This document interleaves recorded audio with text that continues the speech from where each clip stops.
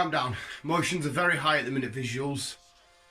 I tend to get a bit emotional when I see absolute perfection done by my main man, Spidey. Fuck me! Spider-Man Far From Home was fucking awesome!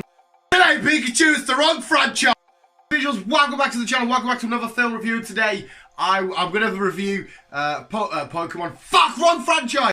Spider-Man Far From Home. I was at the midnight release last night with Chris and two other surprise mates I didn't mean to go with, but I bumped into them and I was like, oh, sit with us. They spent the whole time at the cinema in the wrong seats, like two legit badasses. So shout out Kevin and his brother Dan. It was awesome to see you and chill with you. So we had our own little Avengers gathering. Let's go with the film though. Thusly, I think that's first. Fuck knows. There will be no spoilers from me today. Just a lot of enthusiasm and excitement and little bits of near spoilers and me getting close. Just like just before you're about to climax and you're teetering on the edge and you're in that sort of phase. We're gonna get close to that.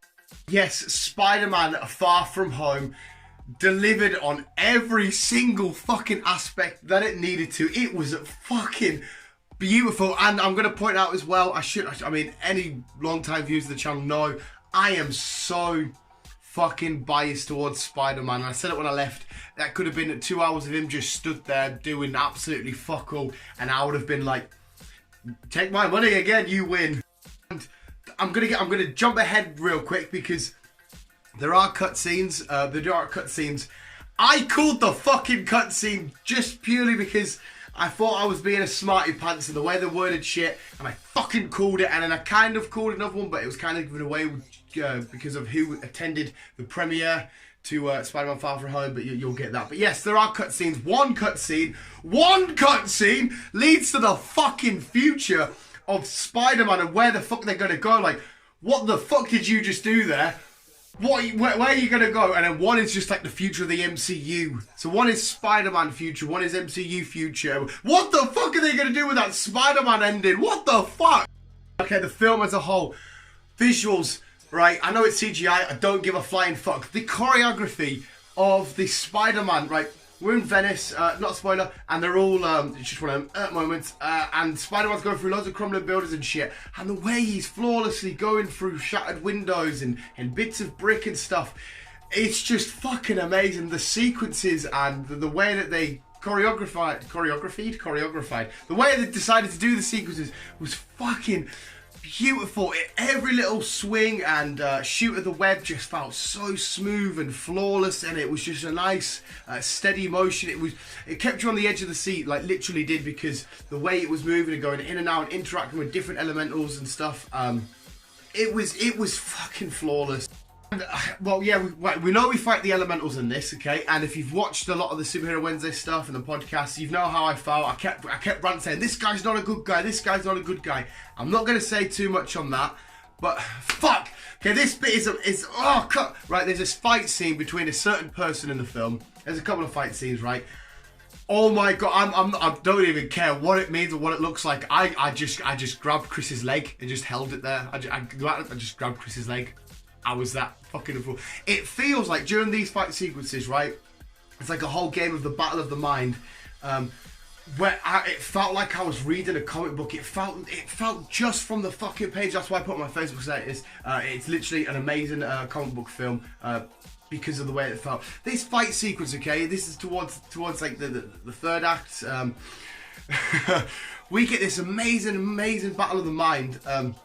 Where Spider-Man's going through different stuff that has occurred to him in the past and what he's facing, what he's coming up against, and he's going through his different suits, and then there's versions of him fighting himself for that, and I'm just like, where is this going? We're up and down, we're left and right, and we got a little look, just a small little glimpse, I'm not going to tell you who it is or what it is, a small little glimpse of what Marvel Zombies Awesome Read would look like in the MCU, just like a little 2-second snippet, and fuck me, do I want that now. Tony Stark wasn't in this film, right? But in so many ways he was in this film. The way he's plastered everywhere, and who he is and what he symbolises and what he's left behind and what he did for everybody you see it all across the world, right? And then the whole question is, who's going to fill the void Tony left? Who's going to be the next Iron Man? And I think it's quite clear that they're settling on Spider-Man being the rightful heir of the MCU. And I've always said Captain America was the heart of the MCU, and Tony Stark was the pillars. Spider-Man, without a shot, I'm getting fucking goosebumps. I'm thinking about it. That was fucking mint. Is without a doubt the heart of the MCU. There's a moment where we see it in the trailer. Spider-Man's doing his new, getting his new suit ready, and Happy Hogan looks at him. And when you get to that shot, just you'll feel exactly what I felt and what that resembles and what it represents and what it looks like and who it looks like. And it's just like, yes. You are him for the future. You're done. You are Tony Stark, Iron Man / Spider-Man. For a second, I kind of wanted Spider-Man to be like, I don't want to be the next Iron Man. I just want to be the one and only Spider-Man. And I'm like, that would be awesome to say. Because Spider-Man, then I want more Spider people brought into this eventually. But anyway, yeah, I'm happy with it. It's official. I genuinely do think my boy, not this boy. This boy is the official. Is filling the void that RDJ, Tony Stark, Iron Man has now left. And he does it in such a fucking beautiful way. Coffee! Lots of tears and coffee! I think Spider-Man's going to be our twisty films in the MCU, because again, just like for Homecoming, it has its little twist. Some people might think it's obvious, some people might not have thought. It did leave me on a little bit of trouble because of the interviews that certain actors were giving. I'm trying to get my words right so I don't say too much, because it is obvious, but it's not obvious, but it is. Calm down, okay. The interviews that some actors were giving, I can't calm down, this was an amazing film. The interviews that actors were giving was just fucking, it was so like, okay, are you actually going this way with this film? Are you actually going this way? Not the way that I assume and expect you to. You actually go this way. So a little bit of doubt was in my mind, but it kind of played out. And I can't believe I caught the post-credit scene. I feel like I'm a genius. Some people might have seen it coming as well. My mate was like, that's not going to happen. And it fucking happened. Tom Holland cannot do any fucking wrong. Jake Gyllenhaal's welcome to the MCU, Jake Gyllenhaal. You massive fucking legend. And one of the cutscenes, wow, massive surprise. Again, if you've seen the premiere stuff, you'll see it. But Tom Holland is just, he embodies everything that I want Spider-Man to be. He embodies the early stage of Spider-Man, the inexperience, the childish-like behaviour, the nervousness, the little bit of quirkiness, the awkwardness, I just kind of want to be a kid. I'm just a friend of Spider-Man. Can I really do this? And having to overcome loads of hurdles and stuff. It is now official, okay? We've had the last few Spider-Mans of the MCU, well, Tom Holland, he's been very sort of like jittery and skitterish and sort of like, should I, shouldn't I? He is now, he's ready to go. He's ready to do what he needs to do. He knows that he can and sometimes will have to be more than the friendly neighborhood Spider-Man, that he's going to take it on his shoulders and deal with whatever comes ahead of him, because there's going to be a fucking lot with what happened in that post-credit scene. What are they doing with Spider-Man? One of the key words that I always say leaving the cinema is fun. And Chris even said this as well. This film was just so much fucking fun. Like, Detective Pikachu was so much fun. Even Endgame was fun. Other sort of films, Toy Story, that was probably fun. But this really was just fun. It had so much heart, and you had to watch this guy, this character, battle two lives. One of the superhero world, and one of just trying to be a regular dude. He's on a school trip with his mates and a girl, MJ, that he wants to try and talk to and tell her how he feels and stuff. But he's having to juggle between the two. Which one's more important? Does he be a little bit selfish and do what he wants to do for himself? Or does he have to do exactly what, you know, what he's now going to have to do for the rest of his life? You know, with great power comes great responsibility. He is a hero. He is, at times, the only hero that we have. I wouldn't mind if he's the only hero that we always have.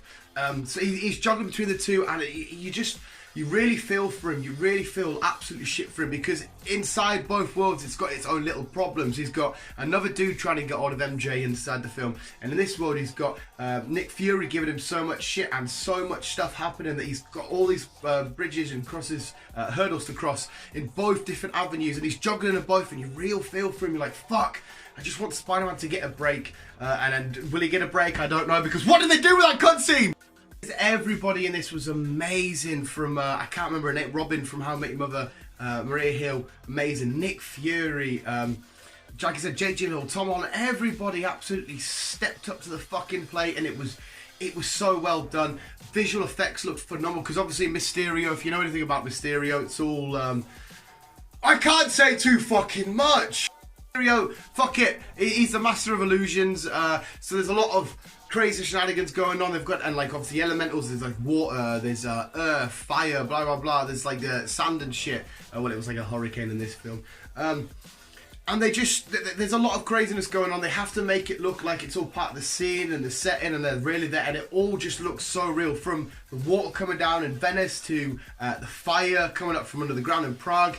It's just absolutely flawless and beautiful and visually just pleasing. And it's another moment where I was, it was an amazing, perfect way to get out of the Endgame, because Endgame, Infinity War, give us our fun moments. They were really fun films, but they were our heroes effectively lost quite a few times. So it was, or twice mainly. It was a more dulled down, not depressing, but it had a certain tone that it needed to hold. So now after the snap, in fact, even this film takes the piss out of the snap. They call it the blip. And they essentially when there's a guy giving an interview, like, when I blipped, 5 years passed and now my younger brother's older than me and all this kind of shit. There's moments where, he's not really above age because he blipped out, so technically he's still only 16 and stuff. It's all extremely, like, just funny, and everyone's taking a piss out and a laugh. They even show you video footage of people blipping out and then coming back in comedic ways. So for us to get out of that really horrible phase where the Avengers and our heroes lost to this fun, let's take the mick out of it, because the MCU is supposed to just be fun, heroes versus good guys, and a fun story in between with really hardcore dynamics, but ultimately fun. Hope to God the whole rumour of him having another 10 more films, please make that fucking true. Don't just do a trilogy and be out with him. And we need to get that trilogy, because what the fuck did you do with that cutscene? I'm so in love from a person. I'm not going to cry. I am feeling a bit in there. I'm feeling it in there. I'm not going to cry though. From somebody who only has this world purely because of Spider-Man. I love the Spider-Man. To see him represented in such a fucking beautiful way, not only in ways of storytelling, but the way he's performed and how he looks on screen, and how they tell an overall Spider-Man story. Just to see that truly fucking justified it just makes me fucking happy. And it's the reason why I get excited and giddy, because a lot of people be like, it's a fucking film, just watch a film, get on with your life, there's more to life. But to me, the fucking isn't. This is all the world's got, is awesome stories being told. And when they're told in these kind of ways and done by these kind of people, it's just fucking awesome. And it just makes life just that fucking little bit much more bearable, because life is fucking awesome for fucking reasons like this. The film review, I don't know where I'm going with it. Also, I am fucking the Visual Guyz champion. I'm just chucking it out there. There's stickers on them now. Fuck! Fucking... doesn't work. Too hot and too carried away, too emotional. Get here, you fucking sexy bastard. I fucking love you. I love you. Yeah. It's been a good week for me lately in terms of comic books and Pokemon. 2 Shiny Raikou on Pokemon Go. The ultimate ultra rare Charizard and Reshiram. I could be a billionaire now. Spider-Man was fucking awesome. This film was just fucking amazing. I really got like Happy. I fucking love Happy. Even Happy and Aunt May, their dynamic together is amazing. Aunt May, you are fucking such a gilf. MJ, I love following MJ. This different take on MJ is really cool. The more Grebo-y, sort of grungy, I'm too cool for school sort of dynamic. Even though she really likes learning, and there's a bit line where she's like, I have a compulsory I'm addicted to telling the truth. Like, just lines like that. I fucking loved it. It's ultimately really fucking heartbreaking, because like I said, we do see the tribute to Iron Man everywhere, and he's plastered about, and he's always gonna be a huge figure in the life of Peter Parker, I think, mainly. And Tony Stark is still going to live on through the Spider-Man films. Of course, they probably will mention him in future films like the Avengers and stuff, but he is going to live on through Peter Parker. He's going to live in the MCU through Peter Parker and the Spider-Man stories. I truly believe that. Typical Dan Visual Guy review tick-offs. Beautifully amazing, fucking beautifully amazing to watch. Flawless acting, flawless choreography throughout the fight sequences and stuff. Amazing storytelling, and the way that they build the tension higher and higher. Great dynamics between our two main leads, Jake Gyllenhaal and Tom Holland. Fucking beautiful chemistry. I would love to see them in a film together in the future, even if it's out of the MCU. Future storytelling in true MCU fashion, how they're going to build on it. Fucking amazing.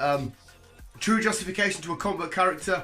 completely ticked that box right off. I had so much fun. I laughed. I did get a little bit emotional. I'm like, oh, go on, kiss him, MJ. You fucking love him. And yeah, just all around fucking amazing. This film is obviously getting a 10 out of 10. It is getting a 10 out of 10. Is it my favourite film of all time, though? Right.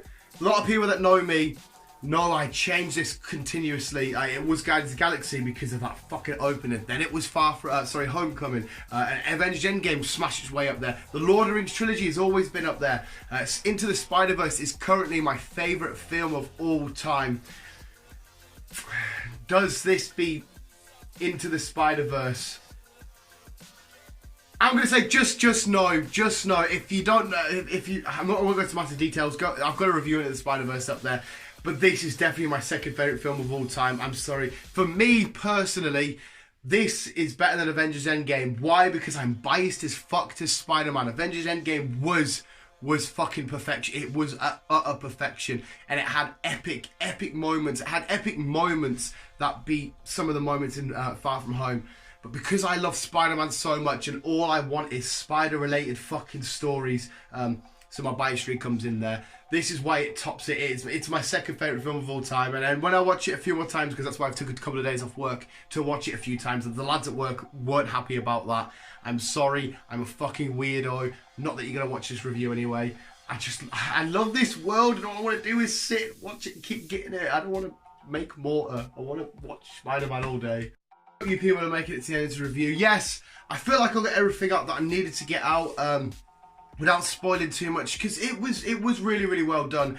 And when the twisty moment happens, it is quite intense, and you kind of like, well, I watched it and I'm like, yeah, well, I knew that was going to happen, but at the same time I was like, well, you did fucking start doubting yourself, Dan, so did you really know that was going to happen? And I can't believe I called the cutscene. Only one of the cutscenes I called. The other one I didn't call that, wouldn't call that in a million fucking years. And one of them I kind of, oh wait, we had, how many cutscenes? We just had the two, didn't we?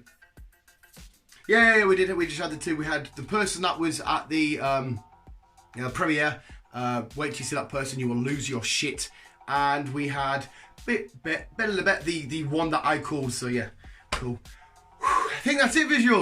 That was my review on Spider-Man Far From Home. Please go watch it as soon as you possibly can. It was just amazing. I actually do feel like crying. Because I'm a fucking weirdo and I fucking love this world and I love this character and it's just fucking amazing. Visuals, let us know what you thought of the film in the comments below without spoiling it too much. The next podcast probably will leave it a good little while because this will go on with it. We're probably a week today. The podcast that comes out a week today, me and Chris will go heavy on spoilers and our thoughts and how everything might change and come down. But yeah, visuals, stick around the channel. Go watch the latest unboxing. I do recommend it because shit went down. But visuals, thank you so much for watching. You guys are literally the fucking best. Thank you so much for loving support. Visuals, keep in here and keep on web slinging on.